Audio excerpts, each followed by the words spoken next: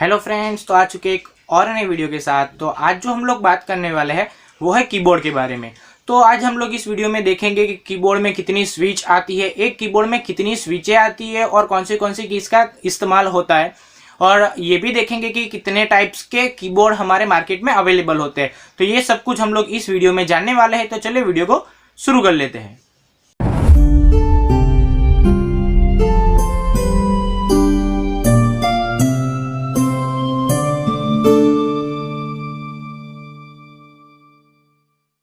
चलिए, तो जो आज का हमारा टॉपिक है कंप्यूटर साइंस का, वो है keyboard. What is keyboard and उसका फुल एक्सप्लेनेशन।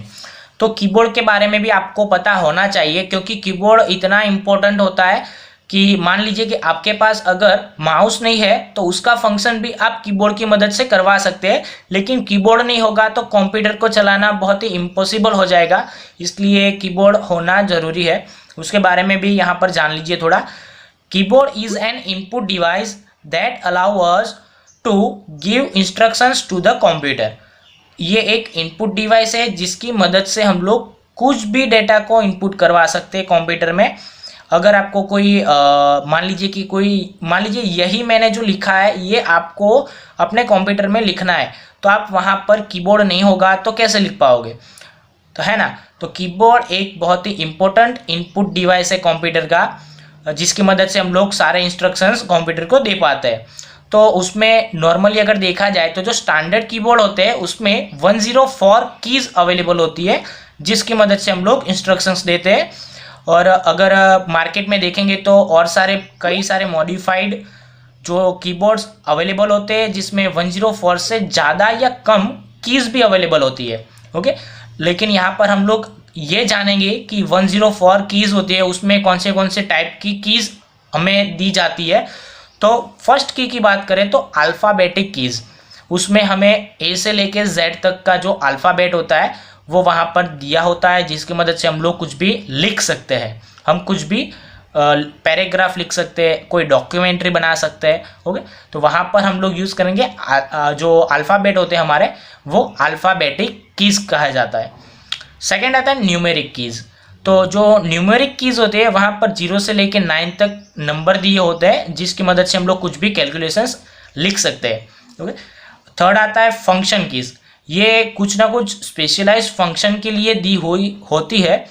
जो हमारे स्टैंडर्ड कीबोर्ड होते हैं उसमें अपर साइड आप देखेंगे तो F1 से लेके F12 तक कीज़ वहाँ पर आपको दिख जाएंगी। उसका फंक्शन भी बहुत ही स्पेशलाइज होता है, जिसकी मदद से हम लोग कुछ फंक्शंस रन करवा सकते हैं। और आगे देखें तो कंट्रोल कीज़। तो कंट्रोल कीज़ किसे कहते हैं, तो कंट्रोल होता है, अल्टर होता है, शिफ्ट होता है, टैब, एंटर हो गया, एस्केप हो गया। तो ये सारे जो कीज़ होते हैं वो सारे कीज़ को बोलते हैं कंट्रोल की, क्योंकि वो कुछ ना कुछ प्रोग्राम को कंट्रोल करवा सकते हैं। ओके, तो एस्केप, मान लीजिए कि एक प्रोग्राम रन हो रहा है, उसको स्किप करके हमें बाहर निकलना है, उसको बंद करना है प्रोग्राम को, तो वहाँ पर एस्केप की का इस्तेमाल करके हम लोग उसको बंद करवा सकते हैं। तो वो कंट्रोल करता है, इसलिए कंट्रोल कीज़ कहा जाता है। सेकेंड आती है नेविगेशन कीज़। तो नेविगेशन कीज़ में भी ये 3 आती है। एक होता है एरो की। एरो की में ये 4 एरो कीज़ हमें मिलती है, अपर, लोअर, राइट एंड लेफ्ट। तो ये 4 कीज़ की मदद से हम लोग कर्सर को कहीं भी ले जा सकते हैं। और सेकेंड होता है होम और एंड। तो होम और एंड का इस्तेमाल क्या करते हैं हम लोग, कि होम का इस्तेमाल तब करते हैं जब कोई हम जो डॉक्यूमेंट्री बना रहे हैं उसमें हम लोग मान लीजिए कि बहुत ज़्यादा पेजेस हो गए और हमें फर्स्ट पेज में जाना है।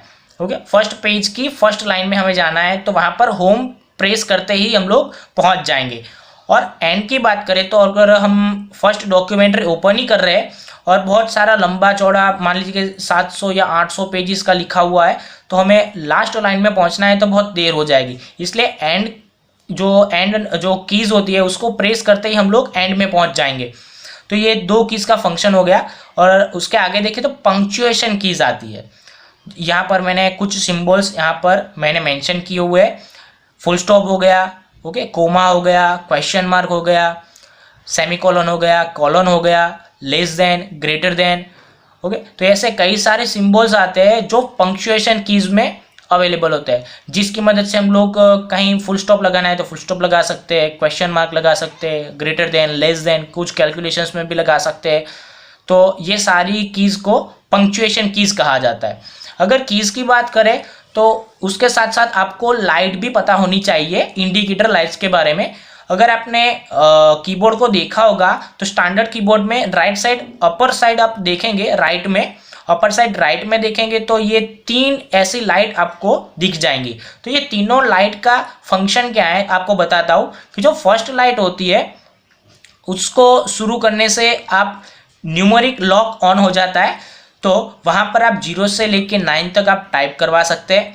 अगर सेकेंड वाली लाइट ऑन है तो वहाँ पर अल्फ़ाबेटिक जो हमारा A से लेके Z तक होता है, जो अल्फ़ाबेटिक हमारी कीज़ होती है उसको हम लोग कैपिटल लेटर में लिख सकते हैं। ओके, तो A से लेके Z तक हम लोग कैपिटल में टाइप करवा सकते हैं।